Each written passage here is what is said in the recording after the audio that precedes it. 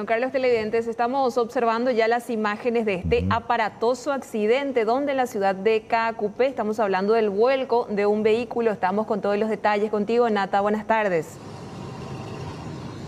Buenas tardes, Angie. El saludo también para Carlos y todos los televidentes. Ruta 2, Mariscal Estigarribia, casi Capitán Caballero, saliendo un poquitito de la Basílica de Caacupé, ya agarrando Ruta 2 como para ir hacia Asunción, es que se produce este percance automovilístico. Según lo que se puede ver en las cámaras de seguridad en la zona que también ya compartimos con los televidentes, aparentemente se adelantaba la conductora de este Toyota modelo Espacio, rozó a un vehículo y luego terminó, fue un cargo, digo bien, Toyota modelo fue un cargo, rozó a un vehículo, estuvo a punto de atropellar también a un motociclista hasta que finalmente viene y termina directamente en la entrada de esta vivienda. Ahora los funcionarios de la grúa ya están trabajando para tratar de remover el vehículo. Lo llamativo del caso es que 4 personas iban a bordo, 2 mujeres adultas y así también 2 niños de aproximadamente 6 años. Afortunadamente todos salieron conscientes, parados, digo bien, y conscientes también del habitáculo del vehículo. Fueron trasladados ya por una patrullera también hasta el centro asistencial más cercano. Se descarta entonces víctimas fatales en este percance y por lo menos como dato preliminar lesiones leves en los 4 ocupantes. Un señor estaba, el dueño de casa, sentado en esta hamaca que están viendo también ahí enfrente con su nieto esperando a la abuela. Cuando ingresan, segundos después, el vehículo termina chocando, derribando la reja y volcándose en el interior de su casa. Sin dudas, un accidente con suerte. Vamos a compartir el relato del dueño de casa que contaba lo que sucedía. Cuando salí yo entrando adentro, escuchamos el ruido, ¿verdad? Y cuando yo ya vine, ya encontré ya así, volcado en la camioneta con 2 chicas y 2 criaturas. Y no sabemos, sinceramente yo no sé ni no he visto cómo lo que pasó, pero ustedes ya están viendo la forma que están en el camioneta. ¿Saliste afuera y encontraste el vehículo volcado ya en tu patio? Salí, ya encontré ya así ya, ¿verdad? Y inclusive hicimos reclamos a la gente, Ale, que están los personales, vinieron para ayudar a la criatura. Yo me preocupaba mucho por la criatura, lloraba mucho, y le apretaba a la chica y le sacamos a la criatura. Gracias a Dios no le pasó nada porque estamos así. ¿Tuvieron que cortar el cinturón? Yo traje un cuchillo para cortar el cinturón de la chica porque le apretaba a la criatura. Y corté yo y le sacamos a la criatura, a los 2 criaturas primero le sacamos y después le sacamos a la chica. ¿Estaban bien los niños? Estaba bien estaba. Estaba yo, el varoncito sí lloraba mucho, pero tenía sangre, y la nena también.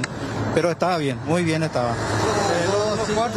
Los 4 estaban bien, las 2 chicas también estaban. Uno se engrentó, pero la mayor no sé si era el chofer.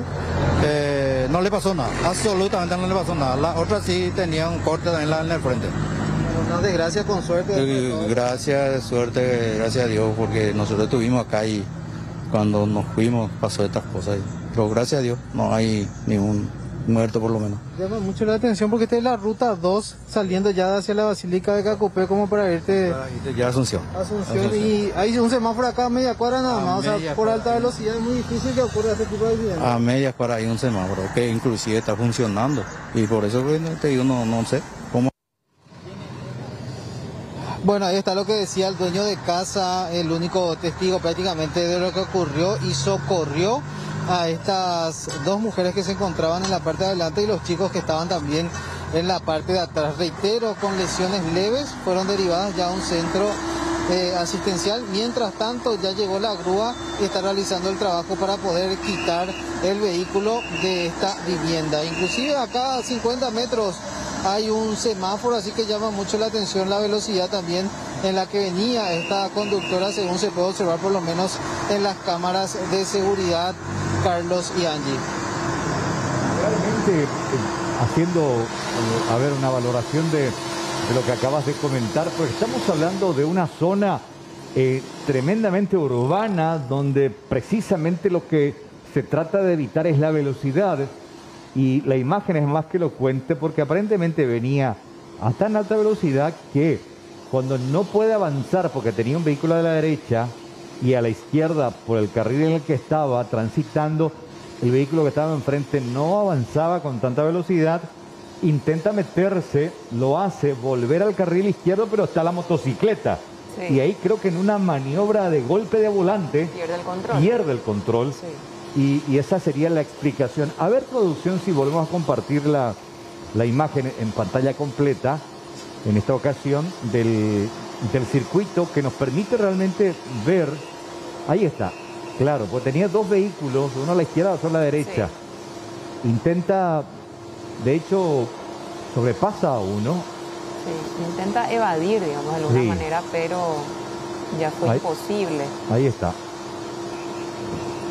Intenta entrar al carril derecho, pero se percata que había otro vehículo viniendo. Entonces, hace una maniobra, ingresa y al tratar de salir, ve que está la motocicleta. Sí. Y ya no le queda de otra que ir a hacer impactar, un golpe, ir a impactar contra esta vivienda. Bueno, y afortunadamente estamos hablando de un accidente, entre comillas, con suerte, más que el susto de los chicos, ¿verdad? Y de las personas que estaban ahí dentro de la vivienda. Sí, más que nada aparatoso. Vamos a volver con la imagen desde Cacupé en vivo. Están removiendo el vehículo. Ahí están removiendo justamente el vehículo que quedó prácticamente destruido. Sí. 4 ocupantes, heridas leves hasta ahora, ese es el reporte. Sí. Más que algunos cortes, obviamente también presumo lo impactante que debió haber sido a las 2 criaturas que acompañaban a estas mujeres. Sí, como contaba también el testigo, que decía que estaban llorando, que estaban con algunos rastros de sangre también, y me imagino yo que van a quedar por varias horas bajo observación, porque no sabemos si es que tuvieron golpes internos. Hasta ahora estamos hablando de personas heridas, nada más, y ojalá que eso sea así, que puedan recuperarse. Más todavía hablando de estas pequeñas criaturas. Y bueno, la destrucción por el portón al menos completamente destruido, y el ruidazo que habrá hecho el impacto. El portón, la muralla, los daños materiales que dejó este percance, que ocurrió ¿hace cuánto tiempo, Natanael? Hace 40 minutos aproximadamente ocurrió este percance, Carlos. Ya, bueno, lo importante es que están bien relativamente, están ahí en el hospital regional, y bueno, una historia que, bueno, nos enseña que hay que tener mucho cuidado al conducir, y más aún cuando transportamos niños. Tenemos... ya, mira. Tenemos, ahí otro está. Ángulo. El ángulo inverso. Sí. El ángulo frontal sería de cómo vino a impactar ya directamente ahí, contra el portón. Y pierde totalmente el control. Sí, yo creo que lo que intentó, más que nada por la experiencia y por lo que vemos ahí, hizo un golpe de volante y se le fue el vehículo. Sí. Más que nada la velocidad. Sí, exactamente. Eso iba a remarcar, la velocidad. Muchas veces también pasa que se traba de repente el freno, el susto también del momento, y bueno, uno va acelerando y va tratando de evitar como se pueda, pero bueno, en este caso estamos hablando lastimosamente de esto. Bueno, Natanael, muchísimas gracias por esta información. En cualquier momento retornamos contigo ante cualquier novedad. Así será, un abrazo. Y por último, comienzan a caer las primeras gotas nuevamente en Cacupé. Nuevamente. Sí, con la experiencia de ayer, que estábamos justamente a estas horas con Violeta en vivo desde Cacupé, contándonos el arroyo que se había... desbordado completamente el arroyo. Utú, zona de Utú. Bueno, Nata, un abrazo, buen retorno. Chau. Chau, Natanael Cáceres.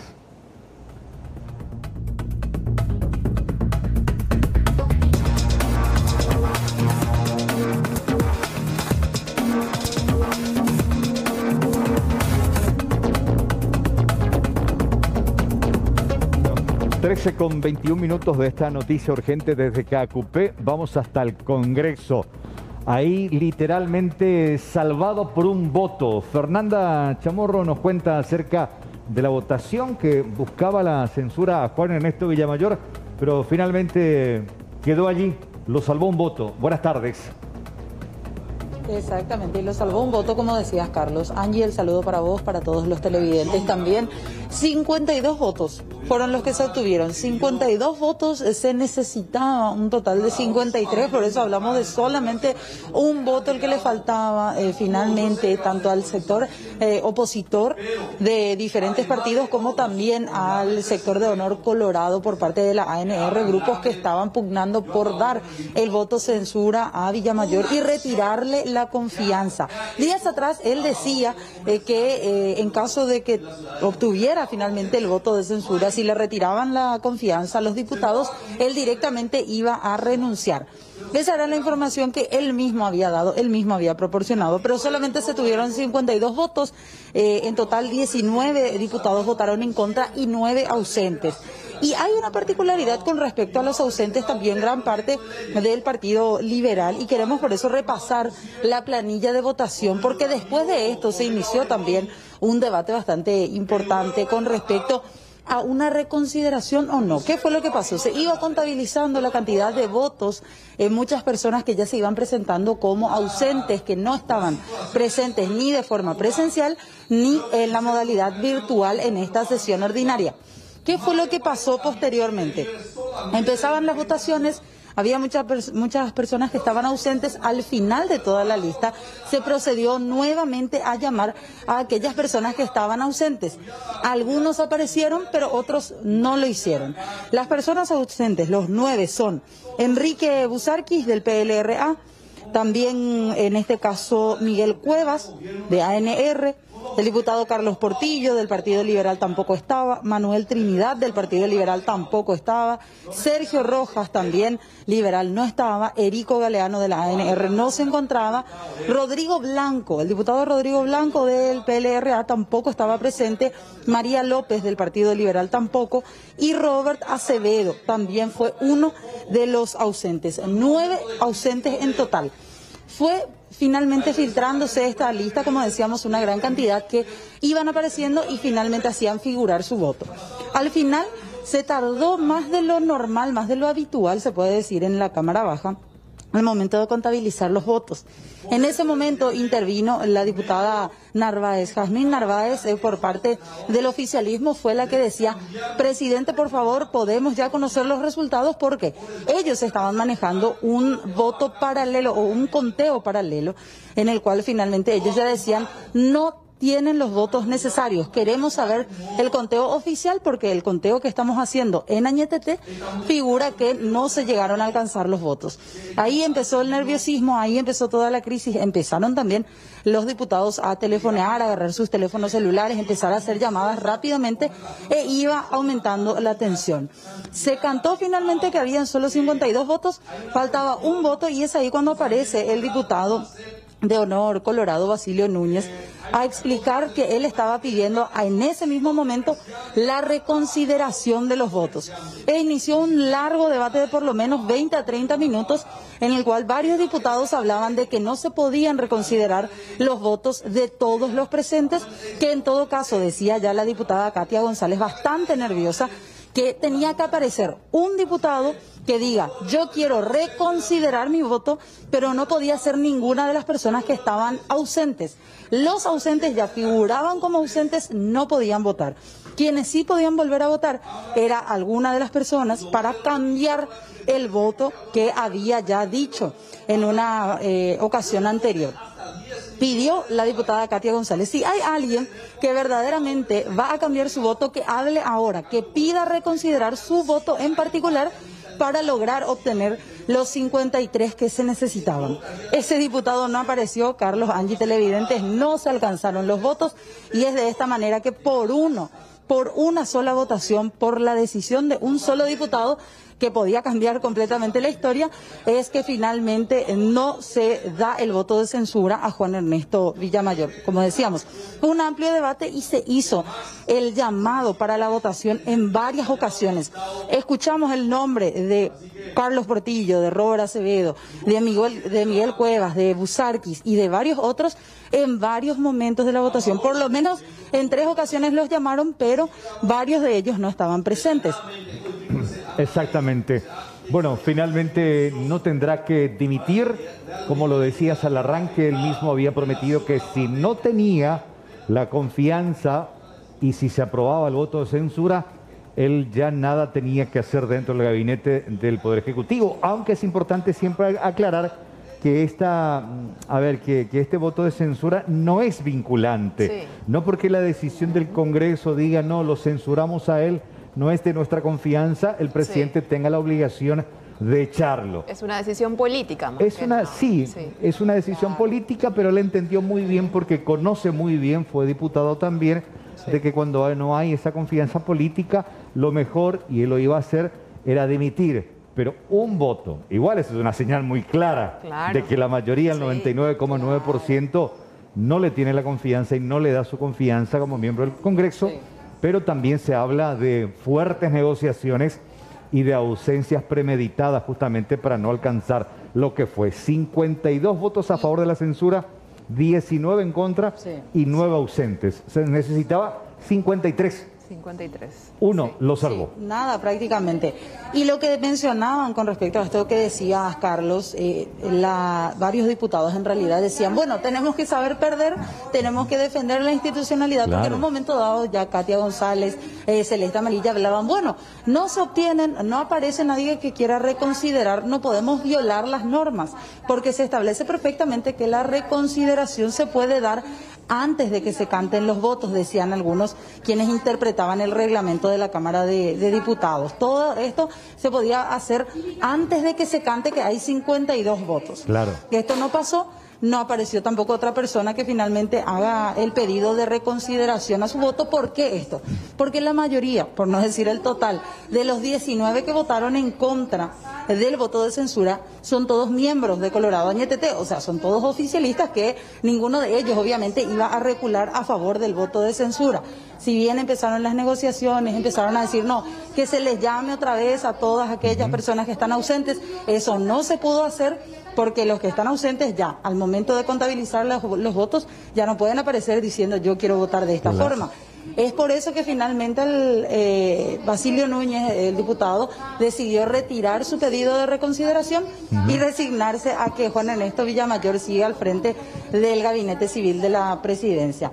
A pesar, Carlos, Angie, televidentes, a pesar de que esta mañana ya nos decía Celeste Amarilla que supuestamente con la salida de Villamayor ya se tenía un nombre, una persona que iba a ocupar el cargo en el Gabinete Civil de la Presidencia, que supuestamente era un miembro de honor colorado, para acercar a una persona que controle, decía Celeste Amarilla, que controle la gestión de Mario Abdo Benítez desde el cartismo. Basilio Núñez desmintió esto, dijo que si ellos votaban a favor del voto de censura es porque ya no le tenían confianza a Villamayor y no porque estaban negociando un cargo. Claro, nos gustaría, y a ver, y esto dicen muchos, ya entramos dentro de lo que en política gusta mucho, el mar de especulaciones y de las presunciones.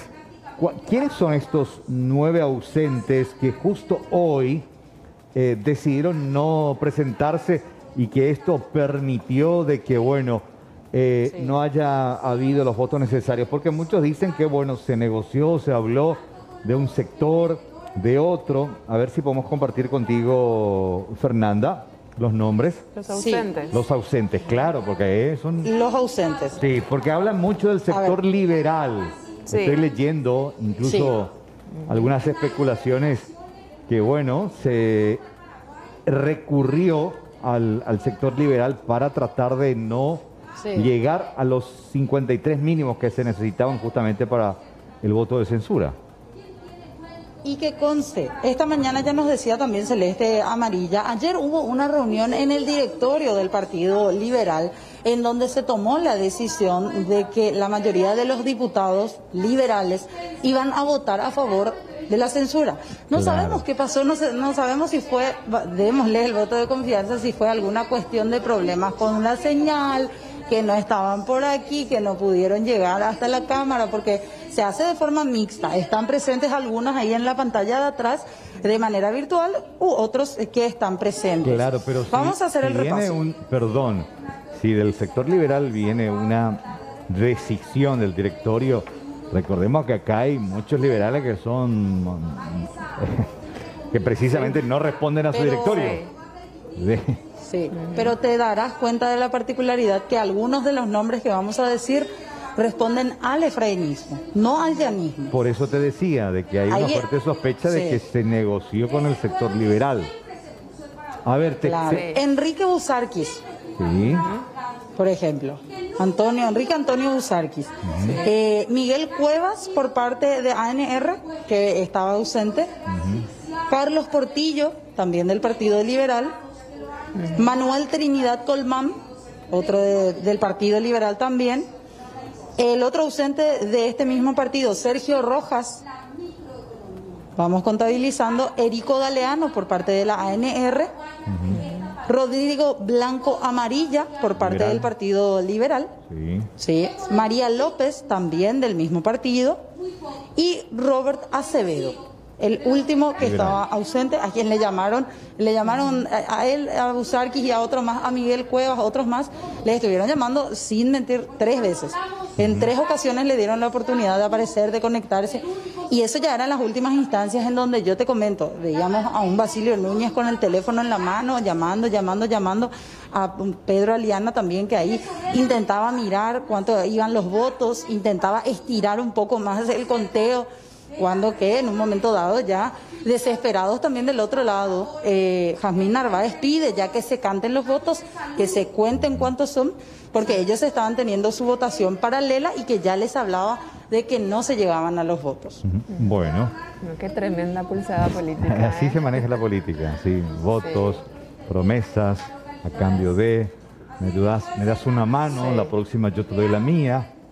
Y diferentes tampoco sectores, no sé, si decimos lo contrario, es como que el muerto se asusta al degollado. Tampoco no nos escandalicemos por algo. Chocolate por la noticia. Bueno, Fernanda, como siempre muy agradecido, gracias por este completo reporte, que tengas buen resto de jornada. Igualmente, hasta luego. Hasta luego, Fernanda. Bueno, y de esta información nuevamente hasta la zona de Caacupé, sí, nuevamente hasta este lugar para ver cómo se encuentra ahora mismo la situación luego de 24 horas. Bueno, se puede decir que se normalizó todo ahí en el arroyo Utú, en el cauce. Violeta, estamos contigo. Buenas tardes. ¿Cómo te va, Angie? El saludo grande también para Carlos y todos los televidentes. Y si bien podemos decir que el arroyo está llegando a su cauce normal, de hecho que sí, lo vemos bastante caudaloso a este punto, pero lejos de lo que observamos ayer, sí tenemos que hablar de los múltiples destrozos que quedaron en esta zona, kilómetro 61 de la Ruta 2. Ya de entrada le podemos decir a los televidentes que esto que ayer veíamos completamente sumergido en agua, quiero que se fijen por favor, quedó la muralla prácticamente destrozada. Este es sector de Casas Quintas, nos decían, y también de balnearios y zona de camping. Ya intentamos hablar con las personas que están dentro de este terreno, que están limpiando de a poquito, pero bueno, aparentemente son solo trabajadores, la familia no está y no teníamos respuesta en ese sentido. De igual manera sirve para graficar la violencia que tuvo ayer el arroyo Utú, que normalmente suele ser bastante manso, muy tranquilo. Sin embargo, ayer la situación se desbordó totalmente. Está cayendo una leve llovizna aquí en la zona de Caacupé y vamos a seguir recorriendo con las imágenes de Lorenzo Galeano, que ayer también nos acompañó en este sector propiamente. Quiero que se fijen, todo lo que es el vallado quedó prácticamente colapsado luego de la fuerza del agua, todo quedó socavado allí en la parte de abajo, incluso las maderas se rompieron, hay árboles que cayeron por completo, los destrozos realmente son varios y vamos a ir avanzando de a poco, mostrando el agua que quedó en este patio, en la parte frontal de esta vivienda, que reiteramos, nos mencionan que son como casas quintas, no está la familia aparentemente, o al menos no quieren hablar con nosotros los que están aquí dentro. También en la casa de al lado vamos a observar posteriormente muchos destrozos. Esta es zona de eucaliptos, algunos de ellos cayeron en el transcurso de ayer, incluso mostrábamos en vivo esta situación, las murallas, fíjense por favor, quedó todo en el piso prácticamente, y también mencionaban ayer la cantidad de material orgánico que se trancaba por los diferentes obstáculos. En este caso hablamos de un tejido, por ejemplo, que al verse colmatado por ramitas, hojas, ramas un poco más grandes y demás, terminó cayendo por completo. Y de a poquito vamos a ir llegando a lo que es propiamente el puente que cruza sobre el arroyo, porque ya se está trabajando en ese sentido Y nuevamente vemos a la empresa Rutas del Este, es el consorcio de la ruta 2 y 7, que es el mismo consorcio que está trabajando ya en el kilómetro 88 de la ruta 2, evidentemente arreglando ese puente sobre el arroyo Peguajó. Aquí están trabajando también, están colocando el vallado que ayer veíamos se desmembraba por completo, están reemplazando las partes rotas y ubicando nuevas piezas para poder, bueno, darle seguridad. Aparentemente está en condiciones, no hay ningún responsable con quien podamos hablar, solamente algunos obreros, y ya ustedes se van a fijar lo que es el arroyo actualmente, ¿verdad? Prácticamente es un momento de limpieza, de reconstrucción, es una imagen absolutamente diferente a la que veíamos ayer, y ahí mientras Lorenzo va recorriendo con las imágenes, ustedes van a ver cómo todo quedó prácticamente derribado. Hay murallitas, murallas un poco más grandes, muros. Allá, por ejemplo, en el nicho también, fíjate el nicho que me está mencionando acá Lorenzo, allá en la otra esquina. En la otra esquina las murallas cayeron por completo. Sí, estamos viendo. Carlos. Sí, ayer justamente, no sé si te acordás, estábamos en comunicación con el ingeniero Amílcar, que es especialista en rutas y puentes. Sí, recuerdo. Decía que, bueno, después de esto hay un duro trabajo técnico para evaluar las condiciones en las que quedó este puente y saber su viabilidad, si continúa o no en condiciones para soportar ese tránsito permanente allí. Exactamente, Carlos. Y vos sabés que el mismo reclamo se hacía en el kilómetro 88 de la ruta 2.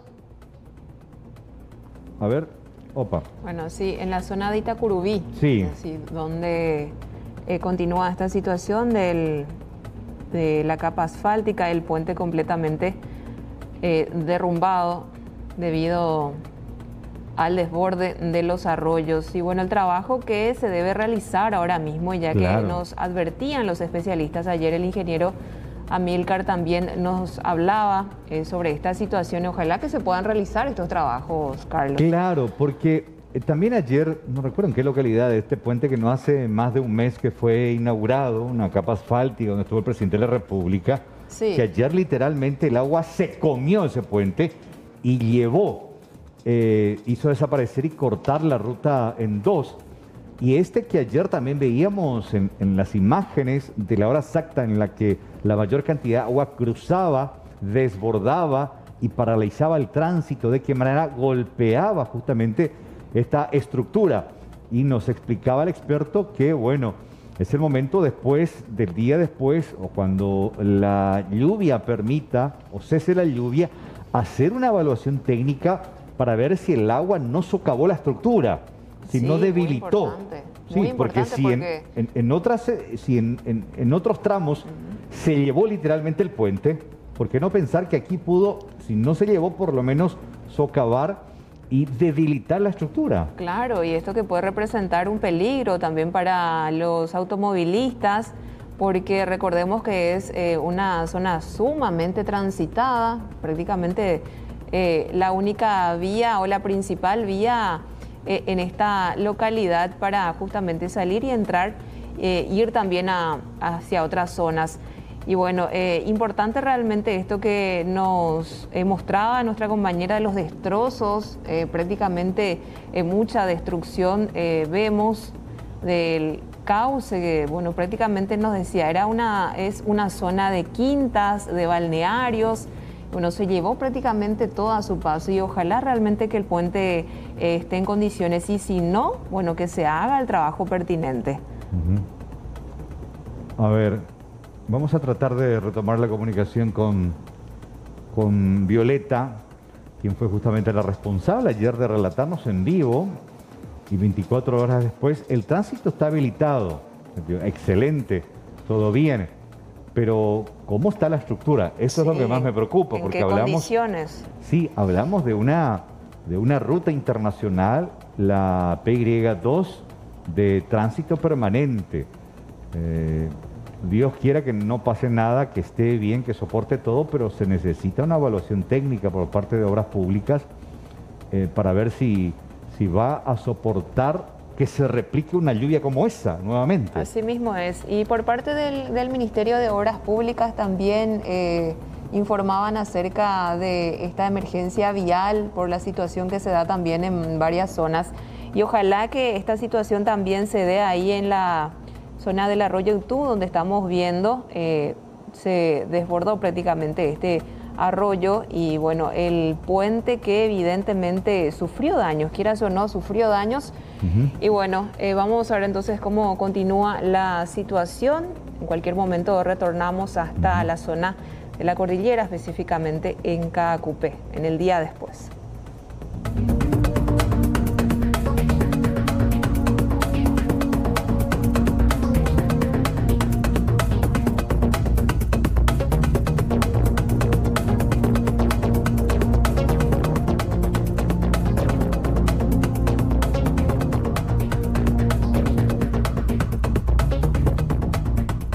Bueno, Fernanda, están votando el proyecto de ley subsidio para ciudades fronterizas.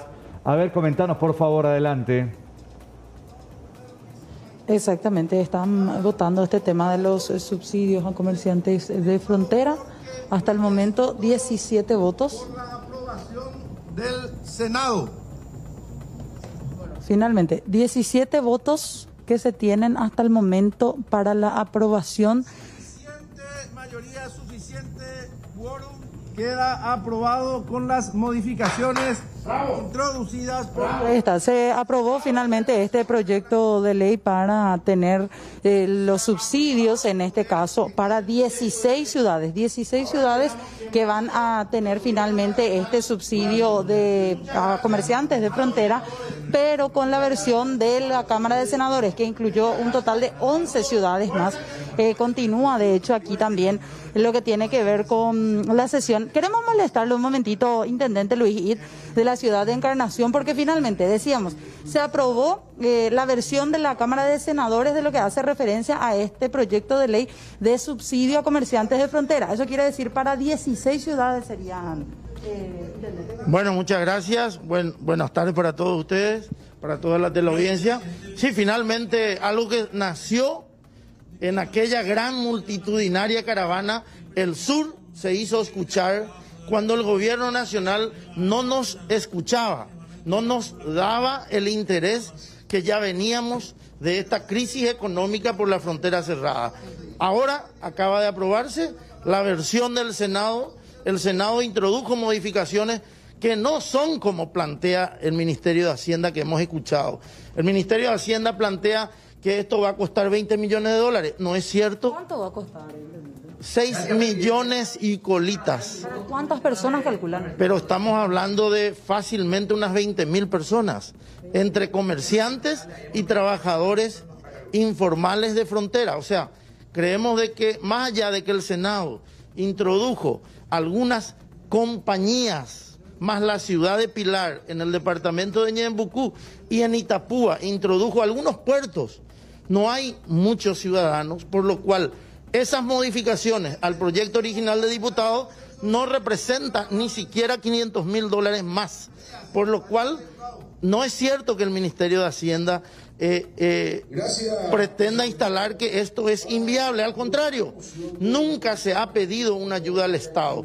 Por primera vez, en lo que respecta a Encarnación, en 12 meses que vamos a llegar de estar cerradas las fronteras, Encarnación, los comerciantes afectados van a tener una posibilidad de tener una ayudita. Intendente, decían ayer desde Hacienda, incluso con la Cámara de Comercio de varias ciudades, que Hacienda no sabe de dónde sacar el dinero. ¿Cómo responden a eso?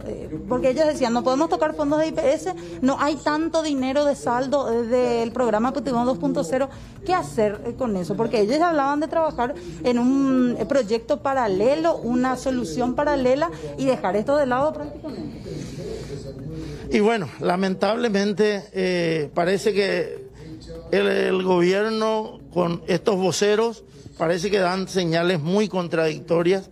Es contradictorio que se pague $2 millones por un paseo de Ñandutí y se pretenda instalar que no hay dinero para esta necesidad que urge. Encarnación está en terapia intensiva. Las ciudades de Alberdi, Falcón, Nanagua y otras económicamente están en terapia intensiva, sumado a que este gobierno hasta hoy día no tiene la capacidad de negociación de sentarse a hablar con su par de la Argentina y decirle, no puede seguir cerrada la frontera bajo la excusa de la pandemia. No es el puente cerrado el que hace que la Argentina tenga menos casos positivos. No es, y se puede comprobar y se puede verificar. Entonces, creemos nosotros que el Ministerio de Hacienda tiene la capacidad para reprogramar los recursos, dejar de pagar el ñandutí de 2 millones de dólares, dejar de pagar y inyectar economía, porque esto también es economía, la inyección económica de un comerciante que va a ser beneficiado con 3 millones de guaraníes. Ni siquiera 3 millones cubre todos los gastos que tiene acumulados en energía eléctrica, en servicios básicos durante estos 11 meses de pandemia, pero es una ayuda una ayudita que en cierta manera se merece Encarnación, que ha aportado por décadas sin pedir nada a cambio. Gracias. Gracias a ustedes. Gracias, el intendente Luis. Y también hablando con respecto a esta situación, vamos a salir de aquí también de la sala de público, porque vemos que ya está terminando la sesión. Mucho se debate también, Carlos, Angie, televidentes, con respecto a los fondos, y ya lo decía el intendente Luis, y para él siente como una pena realmente lo que estuvieron hablando ya desde hace semanas, tanto la viceministra de Economía como también el propio ministro de Hacienda, que hace referencia a que no hay dinero, supuestamente no hay recursos, no saben de dónde sacar la plata si es que finalmente esto llega así como está. Y con los votos de 17 diputados llega la versión de Senado. Con 16 ciudades nuevas llega la versión de Senado hasta el Poder Ejecutivo. Fernanda. Sí. Fernanda, porque en principio, importante aclarar esto, porque acá puede haber la legislación, la aprobación del Congreso, en este caso ahora diputados con la aprobación de las modificaciones que hizo el Senado. Y lo más importante es el tema de determinar la fuente de financiación, porque se habló, claro. No recuerdo muy bien si el proyecto original en diputados se hablaba de esos 10 millones de dólares remanentes de lo que tenía IPS. Y ahí obviamente la gente de IPS saltó. Eso finalmente, ¿cómo quedó? No prosperó, ¿no? En ningún momento en el documento formal, en el documento oficial, no se habla de fuente de financiamiento como tal. No se sabe, por eso decimos. El diputado Raúl Latorre, lo que hace referencia a este proyecto que se aprobó, la versión de senadores para el subsidio, ¿cómo finalmente se va a determinar cuál va a ser la fuente de financiamiento? Bueno, la fuente de financiamiento debe ser generada por el Poder Ejecutivo. Si bien existieron varios pronunciamientos con respecto a la escasez del mismo, nosotros tenemos que ser claros con respecto a la necesidad de darle un soporte a las ciudades fronterizas en el marco de esta pandemia, porque si bien sabemos, toda la ciudadanía y el mundo entero ha sufrido en base a esta pandemia, tanto desde el punto de vista sanitario como desde el punto de vista financiero. Tenemos que entender que hay una particular sensibilidad en la zona fronteriza, donde al cerrarse la frontera el comercio terminó y la caída económica fue estrepitosa. Pero no se sabe hasta el momento, o sea, el Poder Ejecutivo va a tener que determinar entonces. Sí, naturalmente los recursos deben ser gerenciados. Todos los días vemos situaciones multimillonarias, de administración multimillonaria para diferentes aspectos. Muchas veces no son justificadas. Nosotros entendemos que el respaldo a los comerciantes, los paraguayos en zona fronteriza es absolutamente justificado. Gracias, el diputado Raúl Latorre. Diputada Katia González, lo que hace referencia a este último proyecto aprobado en la versión de Senado, le hacíamos la misma consulta a Latorre. ¿Cuál va a ser la fuente de financiamiento? Porque Hacienda te dice, nosotros no tenemos dinero, el Putigón 2.0 tiene plata, pero no está. Sí, en realidad una de las críticas, si ustedes escuchaban mi intervención, era justamente esa, ¿verdad? La poca capacidad que tenemos desde el Congreso de hablar acerca de economía. Las leyes para que tengan un rigor, y eso justamente es lo que se propone en el manual de organización y funciones que hemos presentado nosotros en la Cámara y que está para su tratamiento, es que las leyes que tengan un impacto presupuestario tengan necesariamente una fuente de financiación. No obstante, el hecho, digamos, de que el Estado, el gobierno, no se haya ocupado nunca de motorizar fundamentalmente la ayuda al comercio de frontera sumamente afectado, nosotros tenemos, y eso ya es un tema del Ejecutivo, pero hay muchísimas fuentes de financiación. Tanto así como que ya no hay plata, eso no es cierto, ¿verdad? O sea que es una cuestión genérica y acá hay una realidad.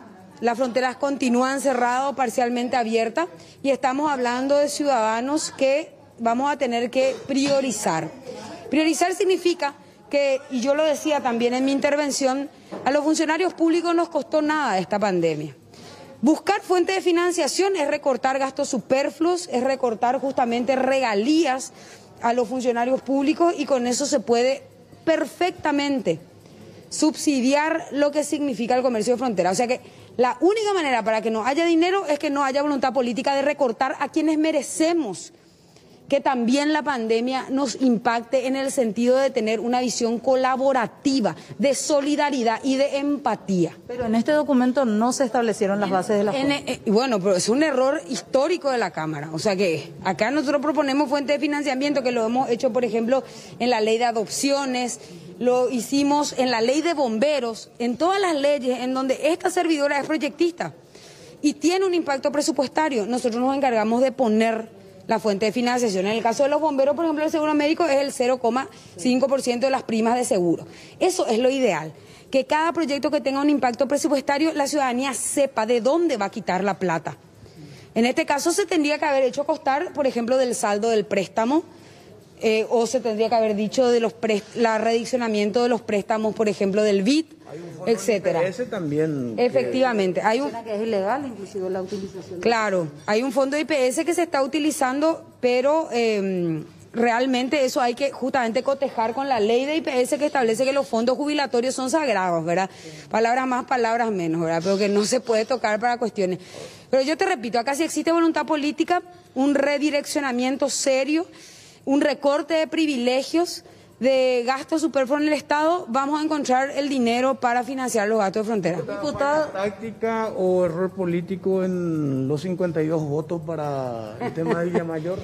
Hay que preguntarle a los cartistas, ¿verdad? Nosotros, pese a la inquina y a la interna colorada, hemos mantenido nuestro voto de censura con una fundamentación seria que la hemos expuesto. Esto es una opinión del tercer espacio que tratamos de mantenernos asépticos de lo que significan las internas coloradas, que son demasiado complicadas. Esta no es concordia colorada, esta es discordia nacional. Entonces nosotros tratamos de mantenernos un poco alejados y bueno, aparentemente, bueno, el oficialismo operó mejor con los liberales que pueden llegar a ser más permeables. Nosotros siempre votamos por la institucionalidad. Este panorama pensando en lo de Sandra Piñones, ¿es factible iniciar el proceso de juicio? Nosotros estamos justamente iniciar el juicio político y meter un nivel acusatorio como hace unos meses se hizo para que se rechace a tambor batiente, no es el objetivo. Nosotros estamos proponiendo y el jueves 10 se trata en la comisión permanente un pedido donde justamente pedimos y solicitamos que se conforme una mesa receptora de denuncias por prevaricato, abuso de funciones, mal desempeño, hechos punibles comunes, para rescatar un poco a la ciudadanía tantas veces abusada por un poder judicial y un ministerio público, una fiscalía genuflexa, una fiscalía que aprieta. Es el momento de decir basta, ser el contrapeso necesario y nosotros trabajamos en esa línea. Si de ahí surgen causales de juicio político, vamos a hacer lo que tenemos que hacer, pero en este momento estamos dando forma, fundamento, entidad a la idea. Hubo una negociación con algunos liberales que justo en gran mayoría se ausentaron por parte del... Y hay que preguntarle a los liberales, ¿verdad? Yo no puedo hablar por ellos, ¿verdad? Pero sí es llamativo teniendo en cuenta el mandato que existió el día de ayer en el PLRA de votar a favor, ¿verdad? Entonces no previeron, parece que lo obvio que era no faltar, ¿verdad? Saber perder, decía algunos de tus colegas, diputados. Ya que después en un momento dado se quiso dar vuelta a hacer la reconsideración. Y eso hay que decirle a los cartistas y a los acostumbrados, entre comillas, a ganar. Nosotros estamos acostumbrados a perder y siempre que se respete la institucionalidad, nos acongoja a lo mejor muchas veces, como en este caso, nosotros estábamos a favor del voto de censura, pero bueno, las reglas de juego democráticas son así, la ciudadanía tiene que votar, tiene que involucrarse para dejar de tener cachivache en el Congreso. Un voto fundamental, el de Erico Galeano, cartista, sí, no se registró. No, muy llamativa la ausencia de Erico, pero yo en realidad no tengo una fluida conversación con él, entonces no te puedo decir cuál es el motivo. Voy a interesarme, Te puedo asegurar en la próxima sesión, por lo menos alguna llamada le voy a hacer a Erico. Un objetivo del cartismo. Así mismo. No, llamativo eso, llamativo el fichaje también de Ulises Quintana en el cartismo, llamativo también el fichaje de Añetete, de Hugo Ramírez. Entonces hubo sorpresa, no fue solo los liberales, ¿verdad? Acá también los colorados estuvieron así medio 2-1 por ahí. El oficio de poder pudo más. Pudo más el oficio de poder. El Ejecutivo tiene la billetera mucho más grande, aunque no sé si tan grande como el del frente, pero lo subestimó evidentemente. ¿Cómo se diría? La lucha continúa. Continúa. Bueno, acá está la diputada Katia González. Gracias, diputada. Ya se retiraron todos los presentes en la sala. De hecho, que una vez que se votó el tema de los subsidios, algunos ya lo vimos con la mochila en la espalda ya queriendo salir. Terminó la sesión de esta manera y hablaba ya ahí la diputada Katia González de los 2 puntos principales que acapararon esta jornada. Carlos, Angie, sí. Televidentes, para cerrar nada más. Preocupa, preocupa, ¿verdad?, por parte del sector de los comerciantes que ahora este proyecto de subsidio pasa al Poder Ejecutivo. Ya hablaba hace una semana Llamosas y decía, no sabemos, si bien así como está ahora mismo, es probable que se vete. Sí. Claro, porque recién, fíjate, y ya lo tenemos en comunicación también, te cuento, al doctor Pedro Halley, en un momento dado la diputada dijo, bueno, de algún lado hay que quitar los fondos, no descartó y se le fue al tema de IPS, la plata que el remanente, tampoco se descarta del todo, porque si se aprueba la ley y el Ejecutivo no veta, y por ahí nuevamente vuelve y se confirma, hay una ley que hay que ejecutar y cumplir, y de algún lado tiene que salir la plata. Entonces, sobre ese punto, nos gustaría ya saludar también, agradeciendo tu participación, Fernanda, sobre este tema. Ya lo quiero saludar al doctor Pedro Halley. Gracias, Fernanda. Hasta luego. Hasta luego. Doctor Pedro Halley, ¿cómo te va? Buenas tardes. Buenas tardes, Carlos, a las órdenes. ¿Cuánto es lo que hay de plata todavía en los fondos de IPS de esos 100 millones de dólares de esa deuda histórica? Y después de ejecutado todo lo del año 2020, quedan unos 30 millones de dólares en caja todavía para las compensaciones económicas y los demás beneficios previstos en la ley de emergencia sanitaria que se financian con los 100 millones que recibió el IPS a cuenta de la deuda del Estado. Consulta, ¿esa plata de IPS está blindada o con otra ley se puede disponer, doctor? Bajo ningún punto de vista, esos 30 millones pueden ser utilizados para finalidades o para sujetos que no sean asegurados del IPS. Los sujetos de las compensaciones económicas son asegurados del IPS que quedaron desempleados o suspendidos. Los demás beneficios son también para asegurados del IPS que fueron a reposo o a resguardo sanitario, por decirlo así. Bajo Pero ningún... siempre el beneficiario final es un asegurado del IPS. Bajo ningún punto de vista el IPS puede financiar ni un solo beneficio, ni un solo guaraní para personas no aseguradas. Eso es inconstitucional en virtud del artículo 95, párrafo final de la Constitución Nacional. Ese dinero de 30 millones de dólares, ¿para cuántos pagos más alcanzaría, doctor? Y te hago una fórmula. Si el gasto enero, febrero, nos va a costar más o menos 2 millones por mes y hay 30 millones, ahí ya puedes deducir para cuánto tiempo tenemos. Pero eso no significa que se pueda disponer libremente de ese remanente para no asegurados. ¿Hay todavía personal bajo el sistema de IPS que continúa suspendida en sus actividades laborales, doctor? Sí, hay asegurados. Al mes de enero estimamos unos 15.000 asegurados que todavía están con suspensión de sus respectivos contratos de trabajo y hay unos 2.000 asegurados más que son beneficiarios de los subsidios por aislamiento preventivo o por vulnerabilidad. Porque uno pensaría, bueno, va a ser un año lo de la pandemia, entendemos la primera parte, el primer semestre, el segundo semestre, hasta diciembre del año pasado, acerca de la suspensión temporal, porque algunos rubros todavía, de hecho, no se han podido restablecer. Y uno diría, bueno, estos números tendrían que ir bajando. ¿Fueron bajando sustancialmente o se siguen manteniendo, doctor? No, fueron bajando sustancialmente.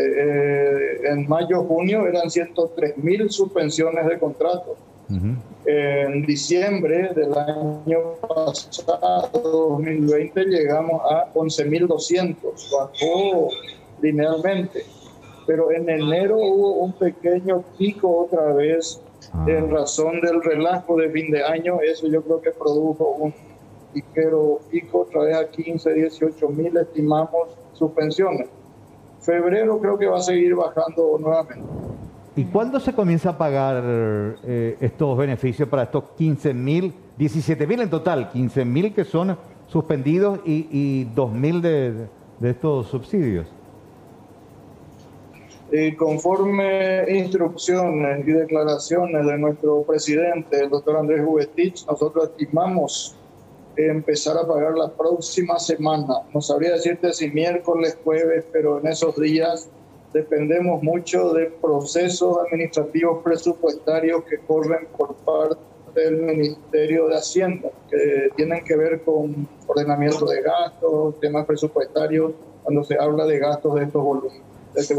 Ah, ya. IPS ya tiene la decisión política, va a depender que Hacienda libere los fondos. Es así más o menos, ¿no? Hay un mecanismo presupuestario que hay que cumplir. El instituto tiene los recursos, tiene la decisión de política institucional del presidente Andrés Juguetich de seguir apoyando a los trabajadores en suspensión hasta el último de ellos. Esa es la decisión institucional, pero dependemos del proceso presupuestario administrativo a cargo del Ministerio de Hacienda, que entiendo también se están acelerando. Entonces, aquellos que nos están viendo que son asegurados de IPS suspendidos todavía, va a depender de Hacienda. Entonces hay que picanear un poco para que Hacienda pueda liberar los fondos. Y si libera, la próxima semana sería el pago. Y sí, no es tanto liberar los fondos porque los fondos ya están en IPS, sino emitir la orden de pago, por decir eso, de uso de ese remanente. Ah, pero es una cuestión interna. Presumo que debe ser una cuestión de autorización de uso de fondos por parte de IPS, una media firma del ministro. Claro, cuestiones de papeleo más que nada, porque la plata hay. La plata hay, la plata está en cuenta de IPS. Dependemos de esos tecnicismos presupuestarios que corren por cuenta de nuestra autoridad presupuestaria, que es el Ministerio de Hacienda, que dicho en pocas palabras y para no complicar la cosa, digamos que emite la orden del gasto, del pago. Y ahí disparamos. Esto a su vez va a generar, cuando eso tengamos, va a generar que si la otra semana pagamos por el mes de enero, que ya pasó, a fines de febrero ya estaríamos pagando también febrero.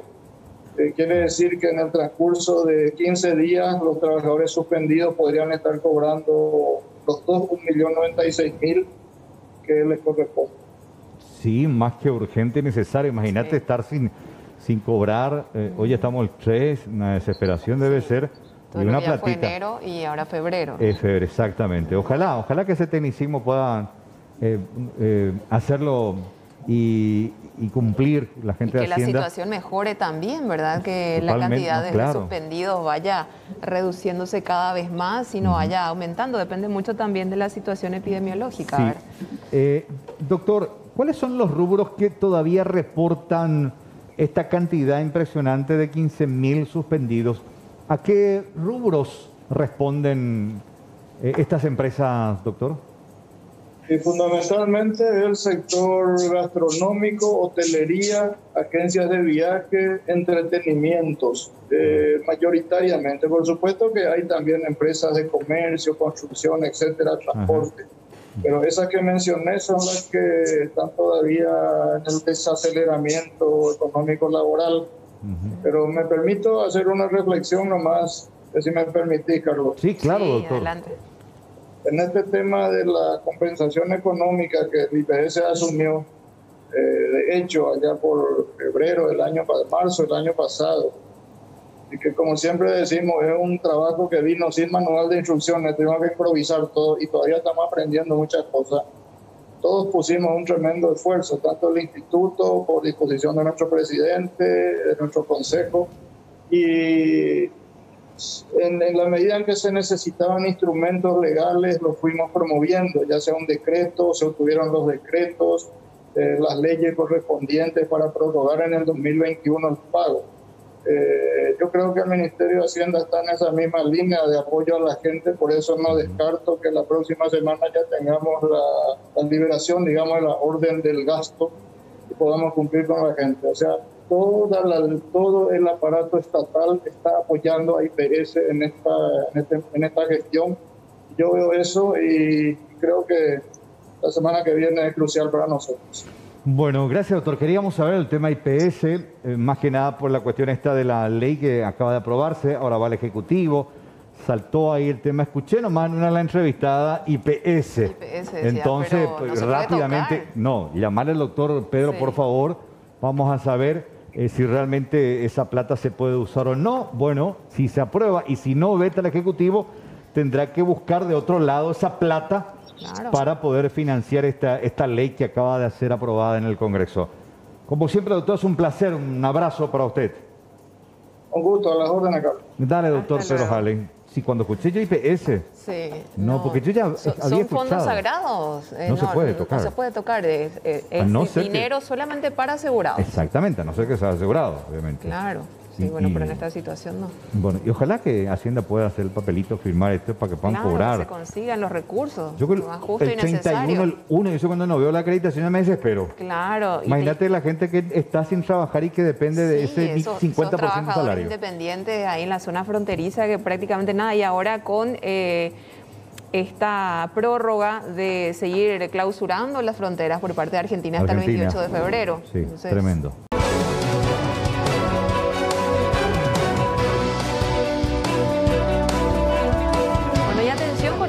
Caso, Carlos, televidentes, porque estamos hablando de un hecho de inseguridad y esta vez la víctima, una mujer embarazada.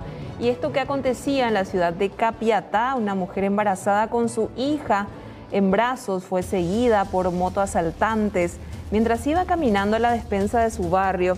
La misma, buscando prever por su seguridad y la de su hija, alzó a la pequeña en sus brazos y corrió por su vida. Fingió entrar a una casa, pero los maleantes se percataron de que no era la suya. Exactamente, ahí las imágenes más que elocuentes. Ella está en estado de gravidez y la criatura en brazos. Le robaron finalmente el teléfono celular. Sí, qué situación desesperante. Sí. No, totalmente. Literalmente corrió por su vida, porque uno nunca sabe cómo puede terminar esta historia. Porque esta gente siempre está drogada, armada, peligrosa, y acechando y atacando a sus víctimas de turno con extrema violencia. Lastimosamente. Eso ocurrió ayer, ¿verdad? Ayer por la tarde. Te iba a caminar a la despensa, acá cerquita nomás. Sí, ni una cuadra, no es, la verdad. Y ellos pasaron de largo. Y me fue sospechoso luego porque coa dijeron, ¿verdad? Y cuando volvieron, ahí yo la agarré, la alcé a mi hija y dije luego ya que me iban a asaltar. Y había una puerta abierta, quería entrar a la casa ajena, entonces ellos pasaron de largo, vieron que no entré, entonces retrocedieron otra vez y me siguieron. O sea que prácticamente te eligieron a vos, suelen hacer aquí, vamos a decirle su recorrido buscando víctimas. Por lo visto, seguramente que sí estaban haciendo luego. ¿En qué horario más o menos era eso? A las 2 de la tarde, las 3 por ahí. Esta es una zona insegura. ¿Tus vecinos también ya fueron víctimas de un hecho similar?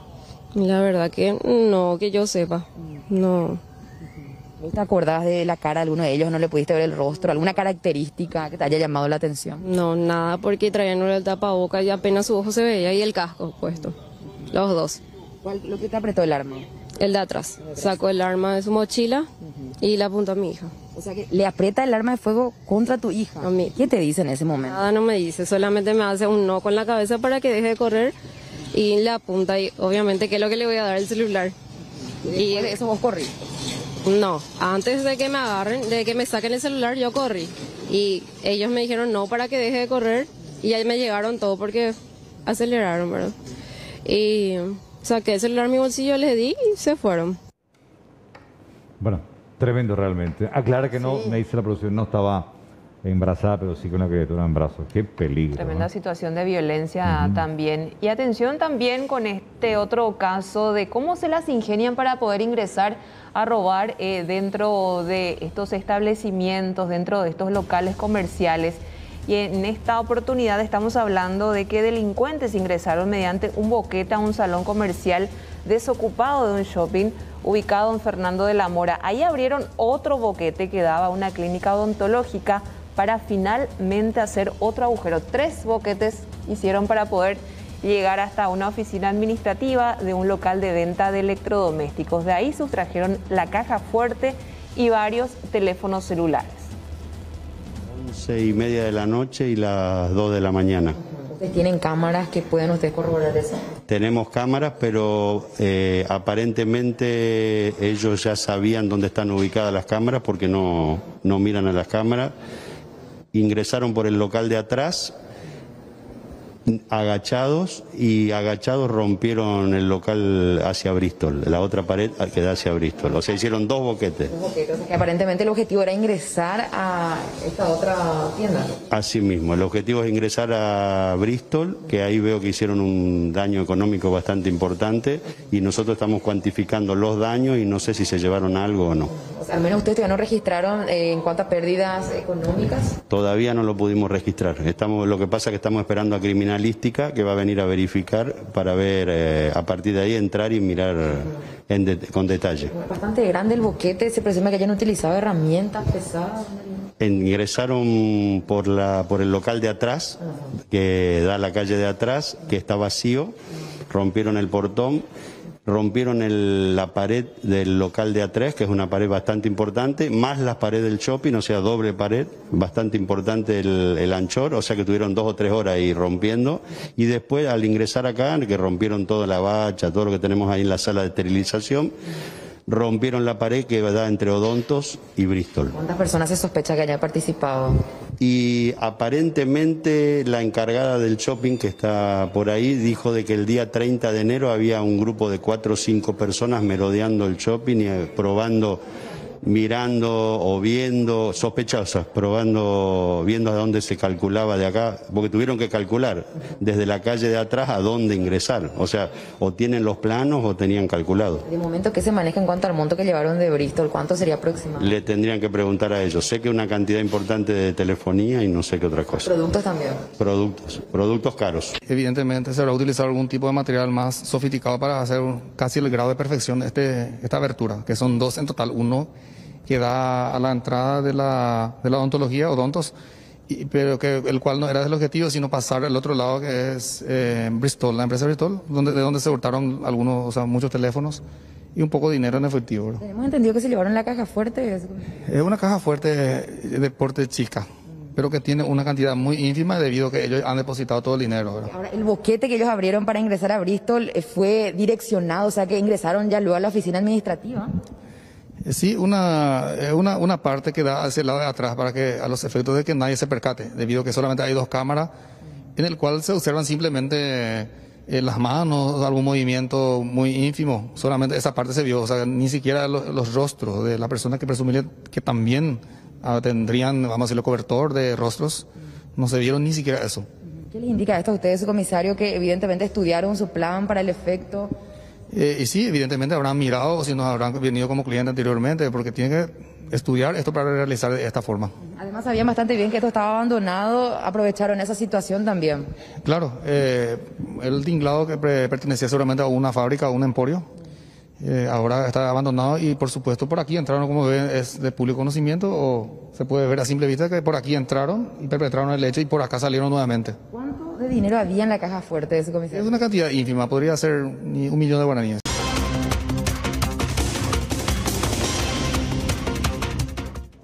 Estamos en vivo y en directo desde la zona del Laureltí. Ya nos acompaña nuestro compañero Alexis Sabeiro para hablarnos acerca de este procedimiento policial. Aparentemente detuvieron al miembro de una gavilla. Ya nos cuenta detalles. Alexis, buenas tardes, bienvenido.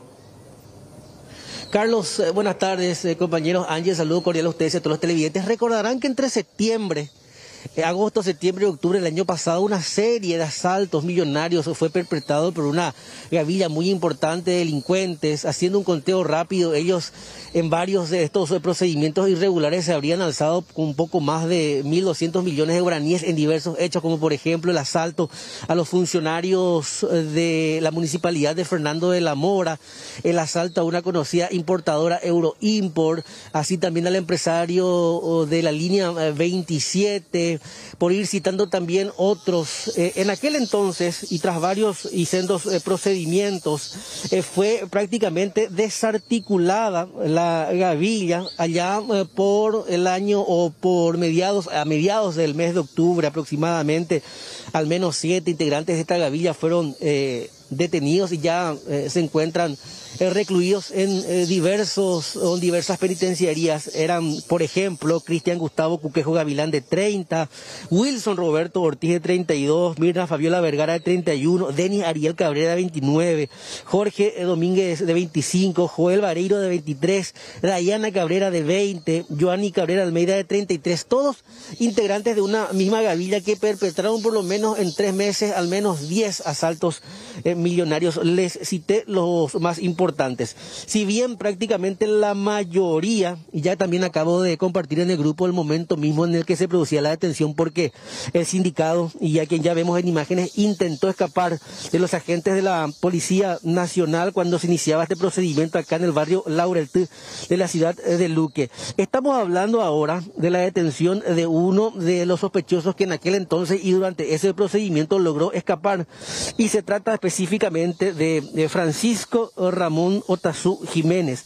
Ya también vamos a compartir una serie de antecedentes que certifican su carrera delictiva, como por ejemplo tiene antecedentes por homicidio, también un caso de homicidio doloso, robo agravado, hurto agravado y reducción, robo agravado, y así también otras causas pendientes. La gavilla se estaba reagrupando de a poco y finalmente se estaba financiando aparentemente con el asalto a Mini Supers, a una conocida, aquellos pertenecientes a una conocida cadena de supermercados, y de esta manera también ya se aguarda la orden fiscal para ingresar a esta vivienda que se encuentra en el mismo barrio que ya le estoy mencionando, a fin de encontrar más evidencias que involucren a los integrantes de esta gavilla en los diversos casos mencionados, tanto los anteriores, los del año pasado, que fueron millonarios, como también en estos recientes. Comisario Méndez, importante el trabajo de la Policía Nacional.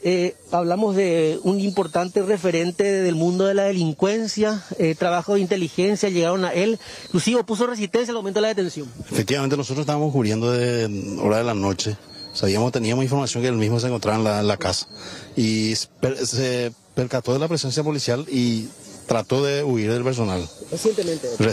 Recientemente. Nosotros estábamos cubriendo de la noche, como le dije, de la madrugada, noche madrugada, y se percató de la presencia policial e intentó huir. Y a 2 o 3 casos más o menos le pudimos detener. ¿Él escapó corriendo a bordo de un vehículo? No, corriendo, pasando casas ajenas, 3 o 4 casas pasó. Al menos sobre él se sabe la cantidad, 4 órdenes de captura pendientes, se le atribuyen varios hechos, inclusive nuevos atracos, además de los que ya iba mencionando anteriormente, pero los otros 2, tanto la mujer como el joven, y son nuevos, están reclutando de vuelta. Su equipo cayó prácticamente en un 7, 8 se le detuvo en el allanamiento que hicimos mes atrás. Y él posiblemente está reclutando de vuelta a equipos para asalto también. Pero tenemos identificado varios asaltos. Ya tiene inclusive otra nueva gavilla que estaba en formación, con ellos ya operaron otra vez, comisario. Exactamente, tenemos varios circuitos cerrados que estamos analizando donde él está involucrado con otro equipo. Coincide con sus características. Así mismo es. ¿Algún hecho más reciente de público conocimiento, como dijeron? Hay muchísimos casos últimamente. Y nosotros también estamos investigando el caso de Vigit. Hay varios casos de asalto en Vigit y ahora en el allanamiento vamos a ver si encontramos evidencia. Vamos a allanar su casa. ¿Automóviles no hay en la vivienda? No hay ningún automóvil. ¿Se presume que esta casa es alquilada, comisario, o ya pertenecía al mismo, algún prestanombre? Según versiones, alquilada a nombre de la mujer. La mujer es supuestamente su novia o su concubino. Sí, su nombre es su concubino. Se espera, de ser posible, comisario, encontrar armas y otras evidencias. Armas, evidencias y ropa utilizada en varios asaltos que nosotros tenemos identificados. Parece un taxi en esos asaltos, me decía comisario. Eso también se está analizando. Estamos analizando nosotros y estamos investigando. Ahora empezamos con la investigación. Es importante el trabajo de inteligencia previo a las imágenes de circuito cerrado, la forma de operar de la gavilla. Él estaba prácticamente operando de la misma manera con sus nuevos integrantes. En base a esos elementos, las características llegan a él. Así mismo es, así mismo. Él se le ve perfectamente en varios circuitos cerrados que estamos teniendo nosotros y estamos analizando. A lo mejor coincide con la gente que están con él ahora. Pero evidentemente era también integrante de aquella gavilla que ya fue desarticulada en 19 de octubre del año pasado. Sí. El único que se fugó del grupo. Al menos de esos casos ya lo tenemos identificado y se encuentra acá. Y ahora otros casos son los que se le podrían atribuir. Totalmente. Varias evidencias tenemos en el caso ese del grupo que se desarticuló. Gracias, comisario Marmel. Por favor. Vamos a ver si Otazú quiere conversar con nosotros porque se encuentra ahí a un costado de... ¿Qué barrio es este, comisario? Laureltí. Barrio Laureltí, ya zona de Luque. Específicamente cuando estamos... vamos a intentar conversar con él, con Otazú. Otazú, ¿vos no querés conversar con nosotros? Te atribuyen varios hechos. Supuestamente varios asaltos aparecen en las imágenes de circuito cerrado. Yo no tengo nada que ver acá.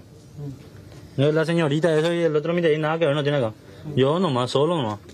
Y ahí dije, yo voy a aguantar mi bronca, con ellos nada que ver, no tiene la señorita que trabaja. Otazú, cuando vos decís yo voy a aguantar mi bronca, ¿qué tipo de bronca te referís? ¿Y por qué me agarraron ahora? Yo tengo un problema que a mí me culparon, y hay que ver todo eso. ¿Pero esa bronca, vea? Pico a pavo, yo, bueno. ¿Todo eso que dije recién? No, nada que ver eso. Las cosas, ni la señorita trabaja. Ella No, yo no dije nada de la señorita ni del joven, de vos estaba hablando. El otro joven trabaja en el lavadero, el otro joven nada que ver, no tiene... Vinieron nomás, yo sí... Vos lo que te incrimina el tema de imágenes de circuito cerrado. O sea, no desmentí entonces los hechos que se te atribuyen. Si queda tu versión nomás, yo no te estoy... Yo no tengo nada que ver, tiene que ver primero bien el circuito y si yo soy pero gordo y de circuito yo soy flaco me meten esa es la diferencia. Y eso no tiene nada que ver, euro import. No, nada que ver, vas a verlo por mi físico y vas a ver el físico del otro. Pues yo, ¿de cuánto equivalente? O sea, varios antecedentes tenés. Pero eso ya pagaste, ya. Ya pagué todo, ya pasé todo, ya eso yo. Hace mucho, esos son de 2014, ¿no? 2014. Sí. ¿De Juan de Cuey? Se llegó a la supersistema. Acá también, y en base a muchas evidencias, dice que tu huella aparece en varios hechos, en varios autos. No, nada que ver. Pero vos ya no perpetraste ningún asalto el año pasado, ahora. No. Por eso creo que vea bien el video. Para que sepa. ¿Por qué corriste ahora? ¿Por qué intentaste correr a la policía ahora? No, me quedé, güey. Corriste un poquitito. ¿Me quedó un vecino te fuiste? Sí, me tiré, no sabía qué lo pasaba, pero me quedé bien yo. Entonces voy a decir que acá la joven y el otro joven no tienen nada que ver. No tiene yo nada que ver. Por mí puede decir lo que quieran, ellos no, ellos trabajan. Por eso yo no creo que ella es peluquera, ella es toda la uña y eso, y no quiero que pierda por eso su trabajo. Yo sí, yo arreglo a hoy, yo arreglo a hoy. Papá, espérate más. Gracias. Estos que decían que antes era internet de Gavilla, Cuquejo, Ortiz, Vareiro, Domínguez, Cabrera, Almeida. ¿Tú le conoces a todos ellos? No. No sé quién son. Gracias. Dale. Bueno, de esta manera accedíamos ya a la versión de Otazú. Él, bueno, habla de cierta bronca, no admite los hechos a los que principalmente se les atribuyen, pero evidentemente en todo momento trata de desvincular tanto a la joven como al otro muchacho de los hechos que les indican. Una peluquera, el otro trabaja en una lavandería, comentaba recién, y solo lo estaban visitando de manera ocasional, es lo que decía Otazú. Logramos conversar con él, de alguna u otra manera habla de ciertos hechos, pero evidentemente sin caer en eso de querer confesar las autorías de estos delitos, Carlos. Bueno, muchísimas gracias, Alexis. Información completa, vamos a ver cómo continúa este caso. Gracias, Angie, hasta el próximo contacto. Hasta luego.